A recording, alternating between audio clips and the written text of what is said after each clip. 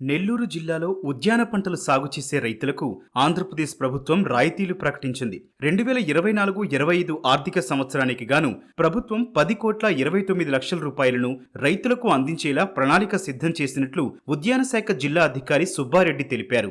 బహువార్షిక పండ్ల తోటల అభివృద్ధి, ప్రతికూల పరిస్థితుల్లో పంటల సాగు, నీటి కుంటల ఏర్పాటు, యాంత్రీకరణ కింద యంత్రాల అందజేత, పాత తోటల పునరుద్ధరణకు ఎరువుల అందజేత వంటి వాటికి రాయితీలు అందిస్తున్నట్లు వివరించారు. రాష్ట్రీయ కృషి వికాస్ యోజన పథకం ద్వారా శాశ్వత కూరగాయల పందిళ్లకు 50% రాయితీ ఇస్తున్నట్లు తెలిపారు. ఈ అవకాశాన్ని జిల్లాలో రైతులు సద్వినియోగం చేసుకోవాలని అధికారులు కోరుతున్నారు. 2024-25 సంవత్సరానికి గాను నెల్లూరు జిల్లా ఉద్యాన శాఖకు రాష్ట్ర ప్రభుత్వము 1,29,00,000 రూపాయలు ఆర్థిక లక్ష్యంగా నిర్దేశించడం జరిగింది.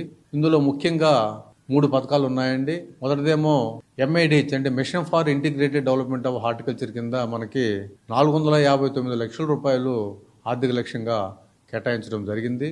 ఈ MIDH పథకం కింద బహువార్షిక పండ్ల తోటల అభివృద్ధికి ఒక 15 లక్షలు, అలాగే exotic, niche fruits, hybrid vegetable cultivation, protected cultivation అంటే shade net cultivation, polyhouse cultivation, ఇలాగా ప్రతికూల పరిస్థితుల్లో కూడా వ్యవసాయం చేయడానికి గాను రాయితీ కల్పించడం జరిగింది. అదేవిధంగా ఫామ్ పాండ్స్ ఇది కూడాను మన రాష్ట్ర ప్రభుత్వము సబ్సిడీలు రైతులకు ఈ సంవత్సరం అందజేయటం జరుగుతుంది.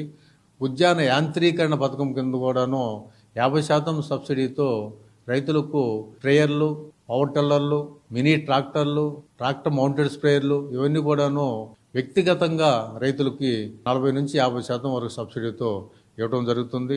నిమ్మ పునరుద్ధరణ పథకం కింద రైతులకు 50% సబ్సిడీతో వారికి కావాల్సిన ఇన్పుట్స్ ఇవ్వడం జరుగుతుంది. అదేవిధంగా పాత మామిడి తోటలను కూడాను పునరుద్ధరించుకోవడానికి 50% సబ్సిడీతో ఎరువులు, పురుగు మందులు, కొమ్మలవి కత్తిరించడానికి కత్తిలు కూడా ఇవ్వటం జరుగుతుంది. అదేవిధంగా రాష్ట్రీయ కృషి వికాస్ యోజన పథకం కింద రాష్ట్ర ప్రభుత్వము 86.55 లక్షల రూపాయలు నెల్లూరు జిల్లా కేటాయించడం జరిగింది. ముఖ్యంగా ఈ రాష్ట్రీయ కృషి వికాస్ యోజన పథకానికి గాను 42.5 లక్షల రూపాయలు ఈ శాశ్వత పందేళ్లకి కేటాయించడం జరిగింది. హైబ్రిడ్ కూరగాయలు పెంచుకోవడానికి గాను 2 లక్షల రూపాయలు కూడాను మన నెల్లూరు జిల్లాకి ఇవ్వడం జరిగింది. ఈ శాశ్వత పందేల పథకం కింద 2.5 ఎకరం వరకు ఒక రైతుకి ఇవ్వడం జరుగుతుంది.